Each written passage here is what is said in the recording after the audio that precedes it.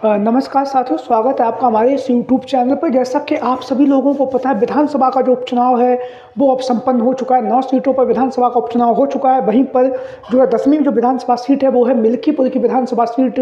तो मिल्कीपुर की विधानसभा सीट पर जो है उपचुनाव की जो तैयारियाँ हैं वो बहुत ही जोरों शोरों के साथ चल रही हैं। इसी बीच में हम आपको बताते चलें, जहाँ पर मिल्कीपुर की विधानसभा सीट पर समाजवादी पार्टी जमीनी स्तर पर कार्य कर रही है और उसके साथ ही साथ भारतीय जनता पार्टी भी लगातार जमीनी स्तर पर मिल्कीपुर की विधानसभा सीट को जीतने के लिए जद्दोजहद कर रही है। लेकिन आप लोगों को पता है, मिल्कीपुर की विधानसभा सीट पर जो है उपचुनाव की तैयारियां काफ़ी तेज़ी के साथ चल रही हैं। जो क्योंकि आप लोगों को हम बताते चलें, जो ये 9 सीटों पर जो विधानसभा उपचुनाव हुए हैं, ये उपचुनाव कहीं ना कहीं 2027 से पहले, विधानसभा चुनाव से पहले का जो ये सेमीफाइनल से कहा गया है, जिस सेमीफाइनल में भारतीय जनता पार्टी के द्वारा, पुलिस प्रशासन के द्वारा जो है इसमें जीत हासिल की गई है। कुंदरकी, सीसामऊ और कटहरी की जो विधानसभा सीटें हैं, मंझवा की जो विधानसभा सीटें, इस बात का उदाहरण है कि किस तरह से पुलिस प्रशासन के दबाव में आकर जनता को वोट डालने से रोका गया, जिसकी वीडियो जो है अखिलेश यादव जी के द्वारा सोशल साइट फेसबुक और एक्स पर डाली गई है, वो किसी से छुपी हुई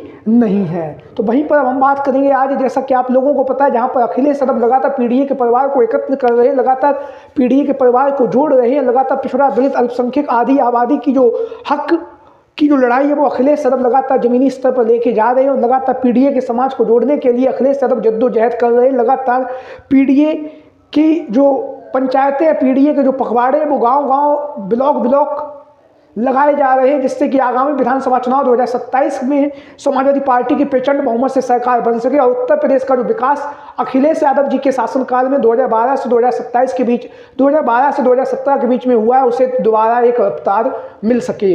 इससे पहले जहां पर अखिलेश यादव लगातार धुआंधार तरीके से चुनाव प्रचार में भी जुटे हुए, लगातार अपने कार्यकर्ताओं, नेताओं के यहाँ जाकर लगातार जमीनी स्तर पर कार्य कर रहे हैं, जनता से मिल रहे हैं, जनता की जो समस्याएं हैं उन समस्याओं को भी सुन रहे हैं। इसी बीच में चर्चाओं में 3 नाम हैं, वो काफ़ी तेजी के साथ चल रहे हैं। पहला जो नाम है पल्लवी पटेल का, दूसरा है स्वामी प्रसाद मौर्य का, तीसरा जो नाम है वो है उत्कर्ष मौर्य का। तो वीडियो की शुरुआत हम करेंगे उत्कर्ष मौर्य से लेकर। तो आप लोगों को हम बताते चले, उत्कर्ष मौर्य जो है काफ़ी कद्दावर नेता है। ऊंचा हाल की जो विधानसभा सीट है, यहाँ पर उनकी जो पकड़ है वो काफ़ी मजबूत है। और ऊंचा हाल की विधानसभा सीट से हम आपको बताते चले, समाजवादी पार्टी के जो विधायक हैं मनोज पांडे, जिन्हें आप सभी लोग जानते हैं, ये मुख्य सचेतक जैसा महत्वपूर्ण पद जो है अखिलेश यादव जी ने विधानसभा में उन्हें दिया था, लेकिन राज्यसभा के चुनाव में समाजवादी पार्टी के साथ गद्दारी की और भारतीय जनता पार्टी का समर्थन किया। राज्यसभा के चुनाव में भारतीय जनता पार्टी के जो प्रत्याशी हैं उन्हें अपना वोट दिया। जहाँ पर भारतीय जनता पार्टी के प्रत्याशियों को मनोज पांडे ने अपना वोट दिया, उसके बाद लोकसभा के चुनाव में भी उन्होंने अमित शाह के साथ में बैठकर मंच साझा किया। ये बातें सभी लोगों के सामने और जनता के भी सामने। तो कहीं ना कहीं अब अखिलेश यादव जो है ऊंचा हाल की जो विधानसभा सीट है, यहाँ से समाजवादी पार्टी के जो गद्दार विधायक है मनोज पांडे की जो सदस्यता है उसको खत्म करवाने जा रहे हैं। लगातार विधानसभा के जो अध्यक्ष सतीश महाना जी से मुलाकात हो रही है। मुलाकात के साथ साथ लगातार जो है मनोज पांडे की सदस्यता को खत्म कराने के लिए जो पर्याप्त सबूत है वो अखिलेश यादव जी के पास आ चुके हैं और बहुत ही जल्द अब अखिलेश यादव जो है मनोज पांडे की जो सदस्यता है उसको खत्म कराएंगे। मनोज पांडे को हम आपको बताते चले, ऊंचा हाल की विधानसभा सीट से पिछले 3 बार की 2012, 2017, 2022 तीनों बार की विधानसभा के चुनाव में उन्होंने जीत हासिल की है, लेकिन अब जो है उनकी सदस्यता पर खतरा मंडरा रहा है और यहाँ से अखिलेश यादव जो है उनके चिर प्रतिद्वंदी कहे जाने वाले उत्कर्ष मौर्य को चुनावी मैदान में उतार सकते हैं। उत्कर्ष मौर्य ने ऊंचा हाल की विधानसभा सीट पर काफ़ी बेहतरीन, शानदार, उम्दा प्रदर्शन किया है। हम आपको बताते चलें, 2 बार उन्होंने मनोज पांडे के खिलाफ चुनावी मैदान में उतरे, 2012 में और 2017 में। 2012 के चुनाव में वह बहुजन समाज पार्टी से चुनावी मैदान में उतरे और महज 1,500 वोटों से वह चुनावी मैदान में हार गए। उसके बाद 2017 में भारतीय जनता पार्टी के साथ में आकर चुनावी मैदान में उतरे और मनोज पांडे के खिलाफ लगभग 2,000 वोटों से वह चुनावी मैदान में हार गए। लेकिन अब जो स्थितियां बन रही हैं, क्योंकि ऊंचा हाल की विधानसभा सीट पर अगर कोई मजबूत नेता है तो वो है उत्कर्ष मौर्य। लगातार पीडीए का समाज की हक और सम्मान की जो लड़ाई है वो उत्कर्ष मौर्य लगातार लड़ रहे हैं। स्वामी प्रसाद मौर्य के पुत्र भी हैं और कहीं ना कहीं आप लोगों ने देखा होगा, जब स्वामी प्रसाद मौर्य और मनोज पांडे समाजवादी पार्टी में थे तो दोनों ही नेताओं की जो विचार शैली थी उसमें काफ़ी ज़्यादा भेदभाव भी था।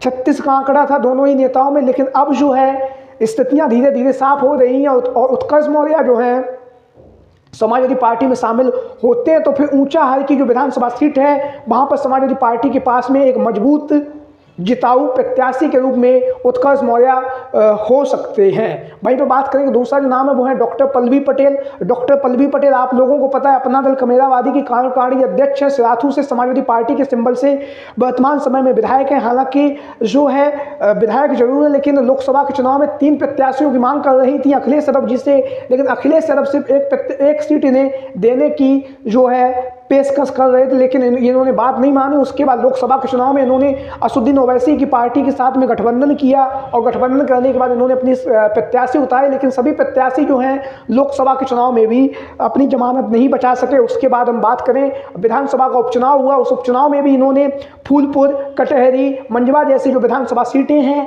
यहाँ पर अपनी पार्टी के जो प्रत्याशी हैं पीडीएम गठबंधन के तहत असदुद्दीन ओवैसी की पार्टी के साथ में मिलकर प्रत्याशियों को चुनावी मैदान में उतारा और उनके विधानसभा के उपचुनाव में भी इनके प्रत्याशियों की जमानत नहीं बच सकी है। तो ऐसी स्थिति में कहीं ना कहीं जो पल्लवी पटेल जी हैं अब उनकी जो विधायकी है उस पर भी खतरा मंडरा रहा है, क्योंकि एक इंटरव्यू में तो अखिलेश यादव जी ने ये कहा था कि हम उनकी विधायकी नहीं छीनेंगे, लेकिन वह लगातार जिस तरह से समाजवादी पार्टी की विधायक होने के बाद जिस तरह से पार्टी के विरोध में जाकर लगातार प्रत्याशियों को चुनावी मैदान में उतार रही हैं और समाजवादी पार्टी के प्रत्याशियों को समर्थन नहीं कर रही हैं, वो कहीं ना कहीं चर्चाओं का विषय बना हुआ है। तो ऐसी स्थिति में अखिलेश यादव हो सकता है आगामी समय में इनकी विधायकी को भी खत्म करवा लें इन्हीं गद्दार विधायकों के साथ। अन्यथा की स्थिति में अगर यह खबरें ये भी हैं कि जो पल्लवी पटेल जी हैं वह अब समाजवादी पार्टी में पूर्णतः शामिल होने जा रही हैं और समाजवादी पार्टी की नीतियों पर और अखिलेश यादव जी के साथ में मिलकर जिस तरह से विधानसभा में समाजवादी पार्टी के विधायकों के साथ में कंधे से कंधा मिलाकर वह चुनावी मैदान में उतरी थी 2022 के विधानसभा के चुनाव में, और विधानसभा में जो है कंधे से कंधा से मिलाकर समाजवादी पार्टी के विधायकों के साथ में मिलकर लगातार भारतीय जनता पार्टी की सरकार पर व्यंग कसती हैं। तो कहीं ना कहीं अब जो है पल्लवी पटेल के समाजवादी पार्टी में शामिल होने की चर्चाएं काफ़ी तेज़ी के साथ चल रही हैं। अगर पल्लवी पटेल समाजवादी पार्टी में शामिल होती हैं तो कहीं ना कहीं 2027 के विधानसभा के चुनाव में अखिलेश यादव जो है उन्हें एक बार पुनः मौका दे सकते हैं।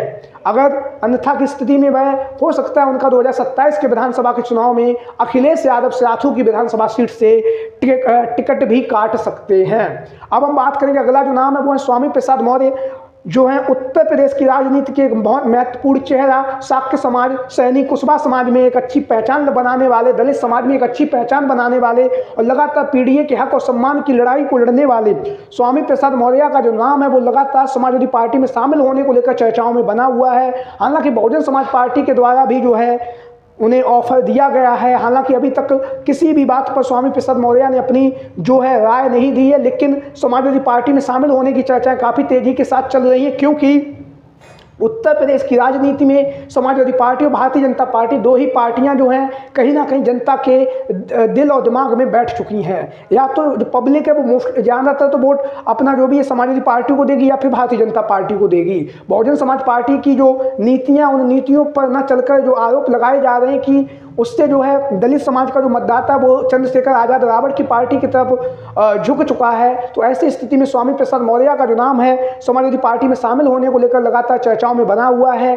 अगर स्वामी प्रसाद मौर्य समाजवादी पार्टी में शामिल होते हैं तो निश्चित तौर पर समाजवादी पार्टी तो मजबूत होगी ही होगी, कहीं ना कहीं स्वामी प्रसाद मौर्य का जो कद है वो भी बढ़ेगा। आप लोगों की क्या राय है? सभी साथी कमेंट बॉक्स में अपनी राय जरूर दें। आज की वीडियो में इतना ही। वीडियो को अंत तक देखने के लिए आप सभी का बहुत बहुत धन्यवाद एवं आभार। जय हिंद, जय भारत।